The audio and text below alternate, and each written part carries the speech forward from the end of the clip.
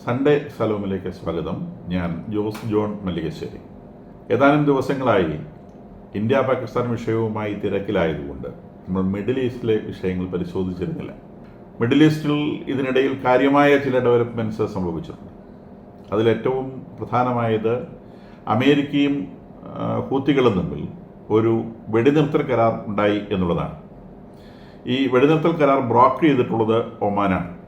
Oman ഇറാനും US തമ്മിലുള്ള talk ബ്രോക്ക് ചെയ്യുന്ന രാജ്യമാണെന്ന് നമുക്കറിയാം. അപ്പം അങ്ങനെയാകുമ്പോൾ ഹൂതികളെ ബ്രോക്ക് ചെയ്ത് ഒമാനാണെങ്കിൽ ഹൂതി ആരുടെ ആളാണെന്ന് വ്യക്തം. ഹൂതി ഇറാൻ്റെ ആളാണ്. അപ്പം എല്ലായിടത്തൂടെ പിടിച്ചു നിൽക്കാൻ പറ്റുന്നില്ല എന്ന് കാണുമ്പം ഇറാൻ ഓരോരോ ഭാഗത്തു നിന്ന് പതിയെ പതിയെ പിൻവലിയുന്നതാണ് ഇതിൽ നിന്ന് മനസ്സിലാവുന്നത്.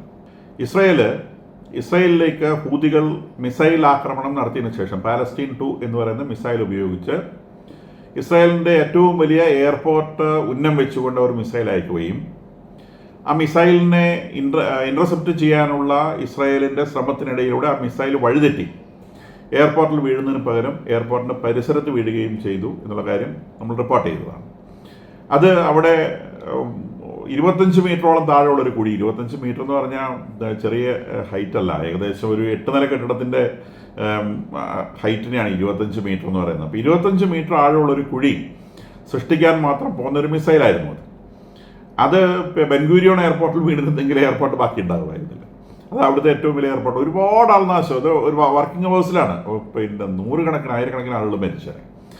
അപ്പം അങ്ങനെ ഒരു കാര്യം സംഭവിക്കാതെ ദൈവാനുഗ്രഹം കൊണ്ട് ഇസ്രായേൽ രക്ഷപ്പെട്ടതാണ്. അവർ മിസൈലിനെ ഡിഫെൻഡ് ചെയ്യാൻ വേണ്ടി പലതരത്തിൽ ഈ മിസൈലിനെ ഇൻ്റർസെപ്റ്റ് ചെയ്തു. അപ്പോൾ മിസൈല് ഈ ഇൻ്റർസെപ്റ്റ് ചെയ്യുന്ന മിസൈലുകളെ വെട്ടിച്ചു വരാൻ ശേഷിയുള്ള മിസൈലാണ്. അങ്ങനെ വെട്ടിച്ചു വന്ന് വഴിതെറ്റിപ്പോയി അത് ഇവിടെ വന്ന് വീഴാനുണ്ടായത്.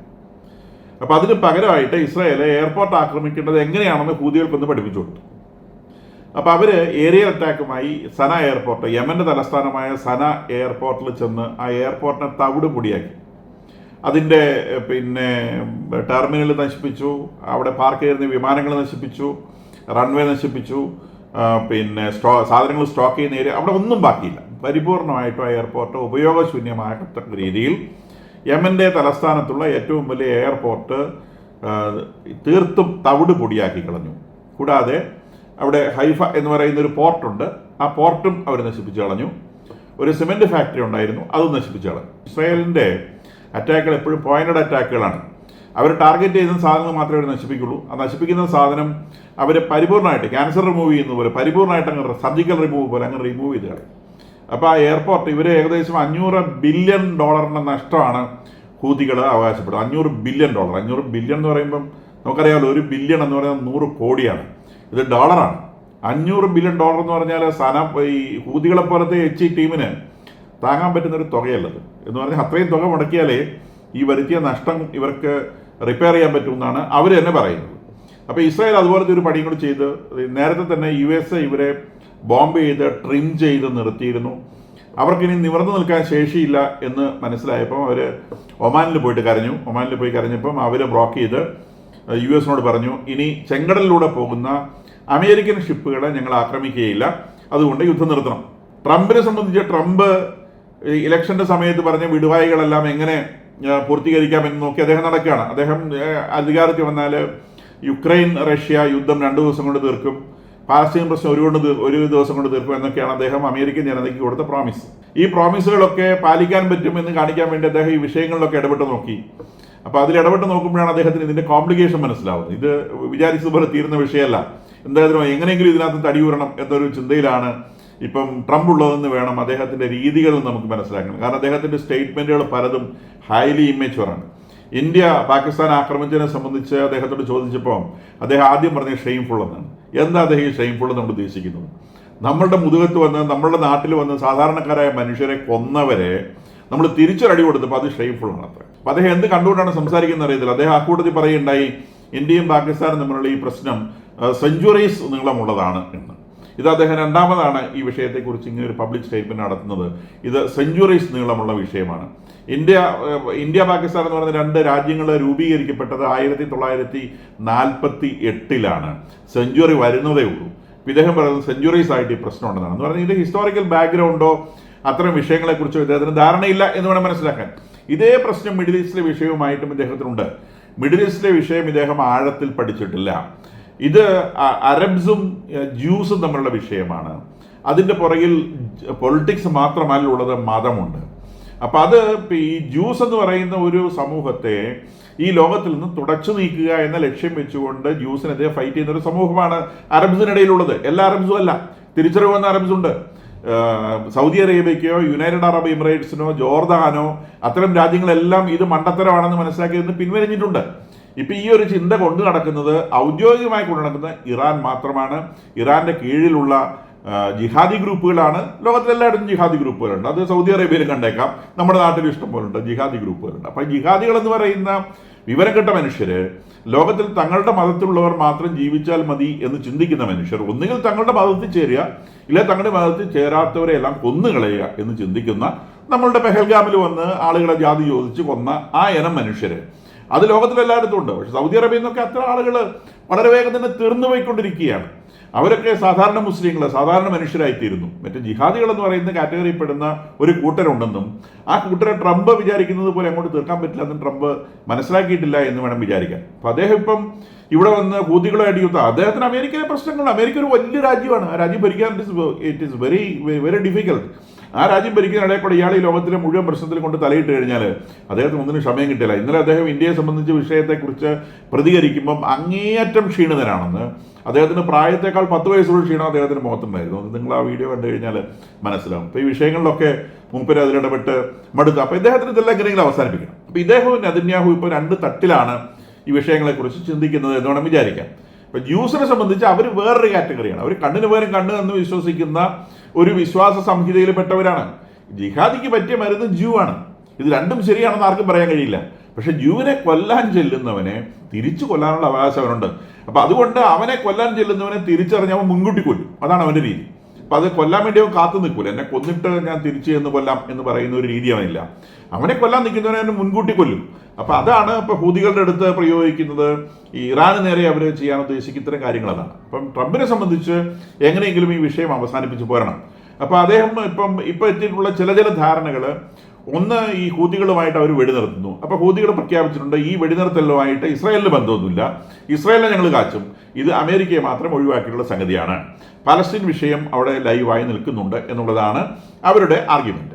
അപ്പോൾ അത് അവിടെ നിൽക്കട്ടെ. ഇനി ഗാസയിൽ അമേരിക്കൻ നേതൃത്വമുള്ള ഒരു ഗവൺമെന്റ് വരാൻ പോകുന്നു എന്നുള്ളതാണ് ഏറ്റവും പുതിയ വാർത്ത. ഇത് ബ്ലോക്ക് ചെയ്യുന്നത് യുണൈറ്റഡ് അറബ് എമിറേറ്റ്സ് ആണ്. യുണൈറ്റഡ് അറബ് എമിറേറ്റ്സ് ആദ്യം തന്നെ ഇത്തരം ഒരു പ്രപ്പോസൽ വെച്ചിരുന്നു. അമേരിക്കൻ നേതൃത്വമുള്ള ഒരു ഗവൺമെന്റ് ഗാസയിൽ ഭരണം ഏറ്റെടുക്കണം. നെതന്യാഹു ഇപ്പോൾ ചെയ്തുകൊണ്ടിരിക്കുന്നത്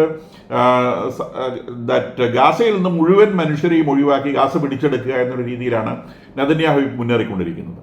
അപ്പോൾ ഇവിടെ ഈ ഹൂതികളുമായി ഒരു പാക്റ്റിൽ വരുന്ന സമയത്ത് അമേരിക്കയെ കൊണ്ട് അറബ് രാജ്യങ്ങളുടെ എല്ലാം ആവശ്യമാണ്. ഇപ്പം ഈ ഇസ്രായേൽ അത്തരമൊരു മൂവിലേക്ക് നീങ്ങി കഴിഞ്ഞാൽ അറബ് രാജ്യങ്ങൾക്ക് അവരുടെ ജനങ്ങളുടെ മുമ്പിൽ പിടിച്ചു നിൽക്കാൻ പറ്റില്ല.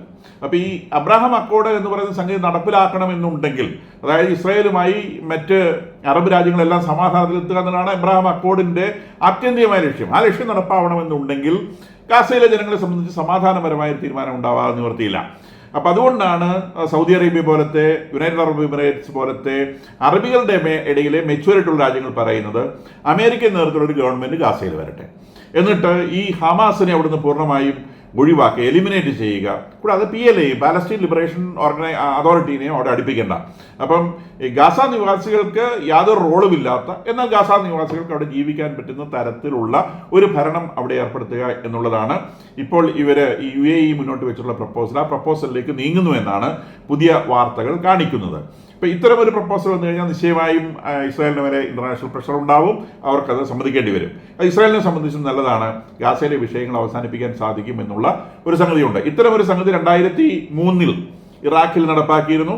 അത് വീണ്ടും അമേരിക്ക ബാധ്യതയായിരുന്നു. അമേരിക്ക അത് 2004 ഉപേക്ഷിച്ച് അവിടുത്തെ ലോക്കൽ പീപ്പിളിനെ ഭരണം ഏൽപ്പിച്ച് അവർ പിൻവാങ്ങുകയാണ് ചെയ്തിട്ടുള്ളത്.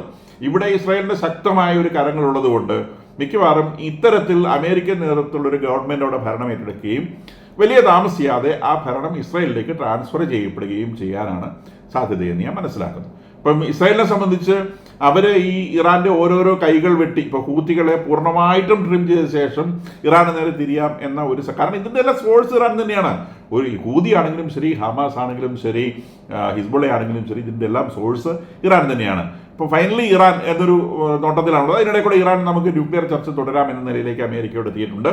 ഇന്നലെ റുബിയോ പറഞ്ഞിരിക്കുന്നു ഇറാൻ കറക്റ്റ് ട്രാക്കിൽ വന്നിട്ടുണ്ട്, ചർച്ച തുടരും എന്ന് ഇന്നലെ റുബിയോ പറഞ്ഞിട്ടുണ്ട്. വിച്ച് മീൻസ് ദാറ്റ് ഇറാനെ സംബന്ധിച്ചും പിടിച്ചു നിൽക്കാനാവില്ല എന്ന് ഇറാന് ബോധ്യം വന്നൊരു സാഹചര്യത്തിൽ, ഇസ്രായേൽ ആക്രമിച്ചേക്കും എന്ന് ഉറപ്പ് വന്ന സാഹചര്യത്തിൽ ചർച്ച തുടരുകയല്ലാതെ വേറെ നിവൃത്തിയില്ല എന്ന് വന്ന സാഹചര്യത്തിൽ അവരും അമേരിക്കയുടെ മുൻപിൽ കീഴടങ്ങുന്നു എന്നാണ് നമ്മൾ മനസ്സിലാക്കുന്നത്. ചർച്ച മുന്നോട്ട് പോകും. അതായത് കംപ്ലീറ്റ് ന്യൂക്ലിയർ റിമൂവൽ, അവിടെ നിന്നുള്ള ന്യൂക്ലിയർ ഫ്യൂവൽ പരിപൂർണമായി റിമൂവ് ചെയ്യുകയും ന്യൂക്ലിയർ പ്രോഗ്രാം അവിടെ എലിമിനേറ്റ് ചെയ്യുകയും ചെയ്യുന്ന രീതിയിലുള്ളൊരു ചർച്ച. അത് മാത്രം മതിയെന്ന് അവർ നേരത്തെ പ്രഖ്യാപിച്ചിട്ടുണ്ട്. ലോങ് റേഞ്ച് മിസൈൽസ് പറ്റില്ല, അതുപോലെ ന്യൂക്ലിയർ പ്രോഗ്രാമും പറ്റില്ല എന്ന് റൂബിയോ നേരത്തെ പ്രഖ്യാപിച്ചിരുന്നതാണ്. അപ്പോൾ റൂബിയോയുടെ ഈ പ്രഖ്യാപനത്തോട് ഇറാൻ പോസിറ്റീവായി പ്രതികരിച്ച കൊണ്ടായിരിക്കണം റൂബിയോ ഇതിന് പറയുന്നത് ഇറാൻ ട്രാക്കിൽ വന്നിട്ടുണ്ട്, ചർച്ച തുടരാം എന്നാണ്. അപ്പോൾ ഇതാണ് അവിടുന്നുള്ള വാർത്ത. നമ്മുടെ രാജ്യത്തെ വിഷയങ്ങൾ നമുക്ക് എല്ലാവർക്കും അറിവുള്ളതുപോലെ, നമ്മൾ പത്രങ്ങളിൽ വായിച്ചിട്ടുള്ളതുപോലെ, പാകിസ്ഥാൻ ആർമിക്ക് തിരിച്ചടിക്കാനുള്ള ഓർഡർ പാകിസ്ഥാൻ ഗവൺമെന്റ് കൊടുത്തു എന്ന് പറയുന്നു. പാകിസ്ഥാൻ ഗവൺമെന്റ് ഓർഡർ കൊടുക്കുന്നതനുസരിച്ചല്ല പാകിസ്ഥാൻ ആർമി പ്രവർത്തിക്കുന്നത് നമുക്ക് എല്ലാവർക്കും അറിവുള്ള കാര്യമാണ്. തിരിച്ചടിക്കണമെന്ന് അവർക്ക് തോന്നിയാൽ, അവർക്കതിന് ശേഷിയുണ്ടെന്ന് തോന്നിയാൽ അവർ തിരിച്ചടിക്കും. തിരിച്ചടിക്കണ്ട എന്ന് തോന്നിയാൽ അവർ തിരിച്ചടിക്കത്തില്ല. കാരണം അവരെ സംബന്ധിച്ച് ഈ ഗവൺമെന്റിന് അവരുടെ വരെ പ്രത്യേകിച്ച് നിയന്ത്രണമൊന്നുമില്ല.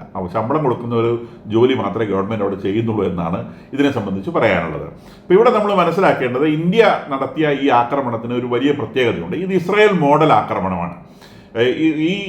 ഇവിടെ പിന്നെ പെഹൽഗാമിൽ ടെററിസ്റ്റ് അറ്റാക്ക് ഉണ്ടായ ഉടനെ തന്നെ ഇസ്രായേലിൽ നിന്ന് മിലിറ്ററി അഡ്വൈസേഴ്സ് ഇവിടെ ദ വെരി നെക്സ്റ്റ് ഡേ എത്തിയിരുന്നു എന്നുള്ളത് പത്രവാർത്തകളിൽ നിന്നൊക്കെ നമ്മൾ മനസ്സിലാക്കിയതാണ്. ഈ ആക്രമണം ഇസ്രായേൽ മോഡൽ ആക്രമണം, വളരെ അഡ്വാൻസ്ഡ് ആയിട്ടുള്ള, വളരെ ടെക്നിക്കലായിട്ടുള്ള അഡ്വാൻസ്ഡ് ടെക്നോളജി ഉപയോഗിച്ചുള്ള ഒരു ആക്രമണമാണ് ഇന്ത്യ നടത്തിയത്. ഇത് വലിയ ഒരു യുദ്ധത്തിലേക്ക് വളരരുത് എന്ന് വളരെ കൃത്യതയോടെ പ്ലാൻ ചെയ്ത് അങ്ങേയറ്റം ബുദ്ധിപൂർവമായി ഡിസൈൻ ചെയ്ത ഒരു ആക്രമണമാണിത്.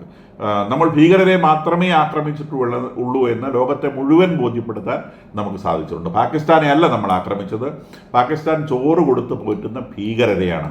ആ ഒരു മെസ്സേജ് ലോകത്തിലുള്ള സർവ്വ മനുഷ്യരെയും ബോധ്യപ്പെടുത്താൻ, ചൈനയെ പോലും ബോധ്യപ്പെടുത്താൻ സാധിച്ചിട്ടുണ്ട്. കാരണം ചൈന ഇന്നലത്തെ പ്രശ്നത്തെ അപലപിച്ചുവെങ്കിലും ആ അപലപനത്തിൻ്റെ രണ്ടാമത്തെ സെന്റൻസിൽ അവർ പറയുന്നത് ഭീകരപ്രവർത്തനങ്ങളെ അനുകൂലിക്കാൻ സാധിക്കുകയില്ല എന്നാണ്. അതായത് ഇന്ത്യയുടെ നിലപാട് ചൈനയ്ക്ക് പോലും ബോധ്യപ്പെട്ടിട്ടുണ്ട്. നമ്മുടെ നാട്ടിൽ ചിലർക്ക് അത് ഇപ്പോഴും ബോധ്യപ്പെട്ടിട്ടില്ല, അത് വേറെ കാര്യം. എന്തായാലും ഭീകരരെ മാത്രമേ ആക്രമിച്ചിട്ടുള്ളൂ.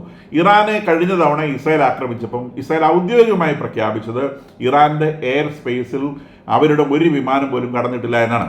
140 ഇസ്രായേൽ വിമാനങ്ങളാണ് ഇറാനെ ആക്രമിക്കാൻ വേണ്ടി അന്ന് ഉപയോഗിച്ചത്. ഈ വിമാനങ്ങൾ ഇസ്രായേൽ പറഞ്ഞതനുസരിച്ച് പത്രങ്ങളൊക്കെ റിപ്പോർട്ട് ചെയ്തത് അവർ ഇറാന്റെ എയർ സ്പേസിൽ കടന്നുവെന്നും ആക്രമിച്ചുവെന്നുമാണ്. പക്ഷേ ഇസ്രായേൽ ഔദ്യോഗികമായിട്ട് പ്രഖ്യാപിച്ചത് അവരുടെ എയർ സ്പേസിൽ കടന്നിട്ടില്ല. അമേരിക്കൻ നിയന്ത്രണത്തിലുള്ള ഇറാഖിന്റെ എയർ സ്പേസിൽ നിന്നുകൊണ്ടാണ് ഇറാനിലെ അവരുന്നം വെച്ച സൈറ്റുകൾ ആക്രമിച്ചത് എന്നാണ് ഇസ്രായേൽ പറഞ്ഞത്. ഓർക്കണം, ഇറാന്റെ അതിർത്തിയിൽ നിന്ന് 1870 കിലോമീറ്റർ അകലെയുള്ള ടെഹ്റാനും കഴിഞ്ഞുള്ള സൈറ്റുകൾ പോലും അവരെന്ന് ആക്രമിച്ചിരുന്നു എന്നോർക്കണം. F-35 വിമാനങ്ങളിൽ നയിച്ച പ്രിസിഷൻ മിസൈൽസ് ഉപയോഗിച്ചിട്ടാണ് അവർ ആ കാര്യം ചെയ്തത്. നമ്മൾ ഈ പാകിസ്ഥാൻ്റെ ഉള്ളിലേക്ക് 100 കിലോമീറ്റർ ഉള്ളിലേക്ക് മാത്രമേ നമ്മൾ ആക്രമണങ്ങൾ നടത്തിയിട്ടുള്ളൂ. F-35 ഈക്വലൻ്റ് ആയിട്ട് റഫാൽ വിമാനങ്ങളാണ് നമ്മൾ ഉപയോഗിച്ചിട്ടുള്ളത്.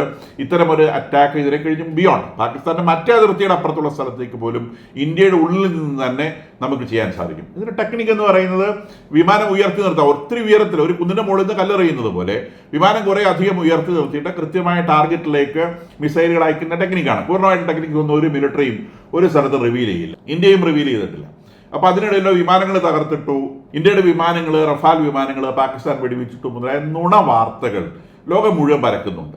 ഓർക്കേണ്ട ഒരു കാര്യം, ഇതിനകത്ത് വളരെ ലളിതമായി ഇതിന് സത്യം മനസ്സിലാക്കാൻ പറ്റും. ഈ വീഡിയോ പഴയതായിരുന്നു എന്നൊക്കെ പറഞ്ഞുകൊണ്ട് ഇന്ത്യ പ്രൂവ് ചെയ്തിട്ടുണ്ട്. ഇതൊന്നും വേണ്ട, അല്ലാതെ തന്നെ കോമൺ സെൻസ് ഉള്ളവർക്ക് മനസ്സിലാകും.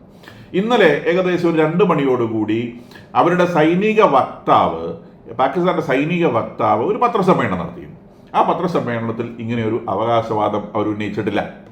ഇന്നലെ വൈകുന്നേരം 6 മണിക്ക് ശേഷം പാകിസ്ഥാന്റെ പ്രധാനമന്ത്രി അവിടുന്ന് ജനറൽ അസംബ്ലിനെ അഡ്രസ്സ് ചെയ്തിരുന്നു. ആ അഡ്രസ്സിലും അവർ ഇങ്ങനത്തെ ഒരു അവകാശവാദം ഉന്നയിച്ചിട്ടില്ല. നമ്മളുടെ ഒരു ഹെലികോപ്റ്റർ താഴിടാൻ പറ്റിയാൽ പാകിസ്ഥാൻ പുരപ്പുറത്ത് കയറിയെന്ന് വിളിച്ചു പറയില്ലേ ഞങ്ങളെ വെടിവെച്ചിട്ടുള്ളത്. അപ്പോൾ ഈ രണ്ടുപേരും ഔദ്യോഗികമായി ഇത് പറയാത്തപ്പം ഇത് വെറും നുണ ന്യൂസാണ്. നമ്മളുടെയൊക്കെ മാധ്യമം ഇവിടുത്തെ ഇവിടെയൊക്കെ വരുന്ന ഓരോരുത്തന്മാർ പറയുന്നത് വെറുതെ ആളുകളെ ആകർഷിക്കാൻ വേണ്ടി പറയുന്ന വെറും പൊട്ട ന്യൂസുകൾ. അത്തരം ന്യൂസുകളൊന്നും ആരും കേൾക്കേണ്ടത്. ഇപ്പോഴും ഇത്തരം കാര്യങ്ങളൊക്കെ സംശയമുള്ള ആളുകൾ നമ്മളുടെ അടിയിൽ വന്ന് തന്നെ സംശയം ചോദിക്കുന്നുണ്ട്. നമ്മൾ എത്ര വിമാനം പോയിരുന്നു?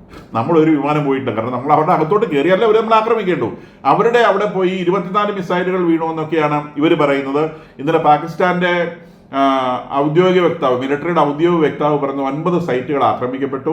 9 സൈറ്റിലും 4ഉം 5ഉം മിസൈലുകൾ ഉപയോഗിച്ച് ആക്രമിച്ചു എന്നാണ് അവർ പറഞ്ഞത്. അങ്ങനെയാണെങ്കിൽ 4, 9, 36, ഏറ്റവും ചുരുങ്ങിയത് 36 മിസൈലുകളെങ്കിലും അവിടെ നമ്മൾ അയച്ചിട്ടുണ്ടാവണം എന്നാണ് അവരുടെ പ്രസ്താവന അനുസരിച്ച് നമ്മൾ മനസ്സിലാക്കുന്നത്. അതിനകത്ത് കുട്ടികൾ മരിച്ചു എന്നും സ്ത്രീകൾ മരിച്ചു എന്നും ഒക്കെയുള്ള സാധാരണ നിലവിളി ഗാസയിലൊക്കെ അവർ ഉന്നയിക്കുന്ന ആ സാധനം ഇന്നലെ അവിടെ ഈ മിലിറ്ററി വക്താവ് പറയുന്നതും കേട്ടു. ഇന്നലെ നമ്മുടെ ടെലിവിഷനൊക്കെ ഇന്റർനെറ്റിലൊക്കെ ഇത് അവൈലബിൾ ആണ്. ടൈംസ് ഓഫ് ഇന്ത്യയിലാണ് ഞാനിത് കണ്ടത്. അപ്പം എല്ലാ സ്ഥലങ്ങളിലും ഈ സംഗതി അവൈലബിൾ ആണ്. അപ്പോൾ ഇത് ആക്രമിക്കപ്പെട്ടില്ല എന്നുള്ളൊരു വസ്തുതയാണ്. ഇനി പാകിസ്ഥാൻ നമ്മൾ തിരിച്ചാക്രമിക്കുമോ എന്നുള്ള ഒരു ചോദ്യമാണ്. യാതൊരു സാധ്യതയില്ല. കാശ്മീരിലെ കുറച്ച് ദിവസങ്ങൾ കൂടി വെടിവെപ്പ് അവിടെ തുടരും. അത് കഴിഞ്ഞ് അതങ്ങ് സബ്സൈഡ് ചെയ്ത് പോകാനാണ് സാധ്യത. ഏറ്റവും മാക്സിമം ഉള്ളത് അവർ ഈ ജലകരാറിൽ നിന്ന് ഇന്ത്യ പിൻവാങ്ങിയത് അവസാനിപ്പിക്കണം, ഞങ്ങൾക്ക് വെള്ളം തരണം, വെള്ളം തന്നാൽ ഞങ്ങൾ വെടിനിർത്താം എന്നൊരു ഡയലോഗ് മിക്കവാറും ഈ ദിവസങ്ങളിൽ അവിടുന്ന് വരാനുള്ള സാധ്യതയുണ്ട്. നമ്മളതിന് വഴങ്ങാനുള്ള യാതൊരു സാധ്യതയില്ല. ഇന്ത്യ പിടുത്തം മുറുക്കാനാണ് സാധ്യത. കാരണം ഇന്ത്യ മോഡലാക്കുന്നത് ഇസ്രയേലിനെയാണ്. തീവ്രവാദികളോട് എന്തെങ്കിലും മയം കാണിച്ചാൽ യാതൊരു ഗുണവുമില്ല എന്ന് ഏറ്റവും ഭംഗിയായി പഠിച്ച രാജ്യം ഇസ്രയേലാണ്. കാരണം അവരുടെ വീട്ടിൽ വന്ന് ജോലി ചെയ്ത പാലസ്തീനികളാണ് അകത്ത് നിന്നുകൊണ്ട് വിവരം കൊടുത്ത് വേരി പൊളിച്ച് ഹമാസുകൾക്ക് ഉള്ളിൽ കയറാനുള്ള അവസരം ഉണ്ടാക്കി കൊടുത്തതെന്ന് അവർ കണ്ടുപഠിച്ച കാര്യമാണ്. പാമ്പിലെ വീട്ടിൽ പോയിട്ട് കഴിഞ്ഞാൽ അത് കടിക്കും, കൈകിട്ട് കടിക്കും. ഈ ഒരു പാമ്പ് അതിൻ്റെ വേഷം ഒരു കാലത്തും അടങ്ങിയില്ല. അതിനോട് തിരിച്ചു കൊടുക്കുക എന്നല്ലാതെ വേറെ യാതൊരു നിവൃത്തിയില്ല.